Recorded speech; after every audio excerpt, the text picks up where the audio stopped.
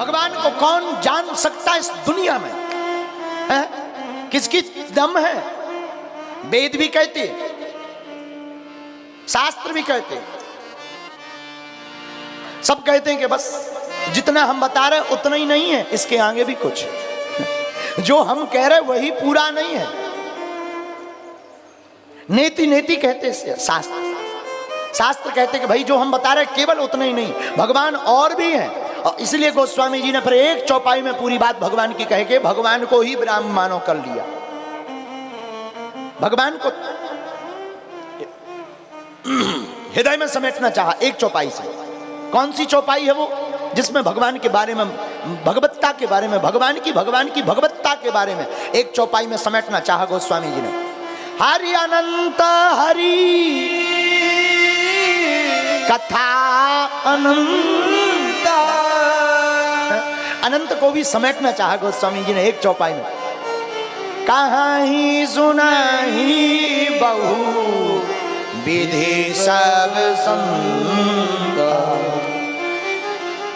ऐसे पूर्ण परब्रह्म परमात्मा नंद नंदन यशोदानंदन देवकी नंदन चित चोर माखन चोर मुरली मनोहर छलिया गिरधारी बनवारी गोपाल दामोदर भगवान श्री द्वारकाधीश कृष्ण चंद्रजू सरकार, नंद के छैया, ब्रज के छैया, ब्रज के कन्हैया, भगवान श्री कृष्ण चंद्रजू के प्रेम में पागल गोपियां उन परब्रह्म परमात्मा की शरण में उनको पाने के लिए गई हैं। एक बात है, शरण भी जाओ, हम लोग किसी की भी शरण में चले जाते हैं।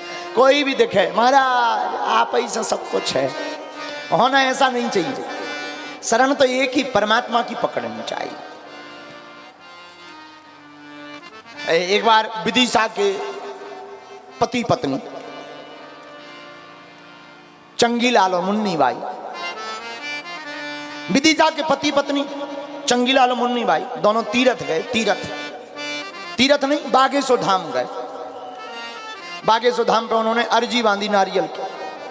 तो अर्जी बांधी तो पति ने पूछा पत्नी से, तुमने क्या मांगा है?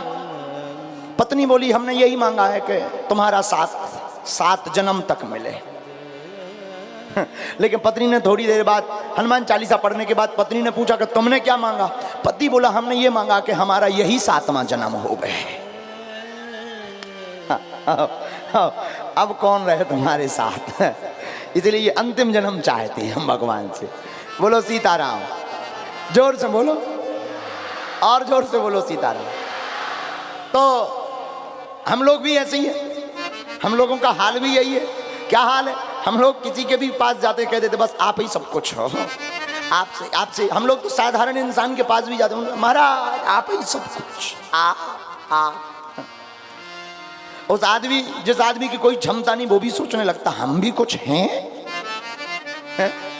कई बार हम लोग ऐसे ही शरण पकड़ लेते हैं, लेकिन हम आपसे कोई नाराजगी नहीं है, लेकिन आपको हम समझाने की बात ये कह रहे हैं, शरण पकड़ना ही है तो ऐसी शरण पकड़ो जिस शरण में जाकर के कभी मरण ना हो। उस शरण का नाम प्रभु के चरण है।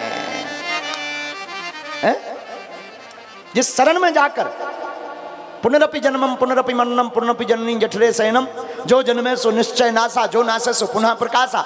ऐसी शरण में जाओ कि जहां मरण भी हो तो फिर उनके चरण हो, मरण भी हो तो उनके चरण हो, और चरण हो तो मरते समय भी उनके ही आचरण हो। ऐसा मरण भी बहुत अच्छा है।